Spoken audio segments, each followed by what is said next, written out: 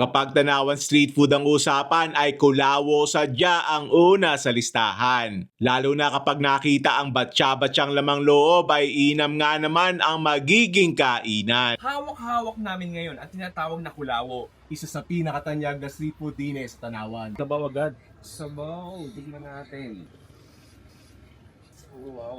Uy, kung alam mo, this reminds me of parang siya crossbreed ng kaliskis sa Pangasinan. Saka, gutong matangga. Oo. Definitely very organic. It's like a Russian roulette of different internal organs. Just choose your poison, pare. Sige tayo na, siyempre. Batangas ka, sibuyas, sili, patis. First bite, pare. Ay, actually, mga fourth bite na. Fourth bite.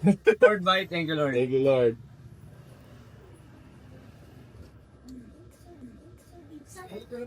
Simple. Oo, diba? Lamot. Straightforward. Kapal. Oo. Nakain kong karne, may konti pattiness, chewy texture galing doon sa pinakapito ka, may konti atay, na parang medyo nagkakarumble sa bibig mo. Iba't ibang texture eh. Yung maganda Oo, yan. iba-iba. Bawat tanggap mo, ibang experience eh. Oh, yung karne nila, may malambot. Masarap. Yun na yun eh. Ito lang ba talaga binibenta nila dito? Oo, ito lang since 1971. Ito na yung kinalakihan, binayo, lumaki. Tuwan mo ako kay Bong Parke. Ay, ito. Pa natitikman to eh. Yung balat. Balag.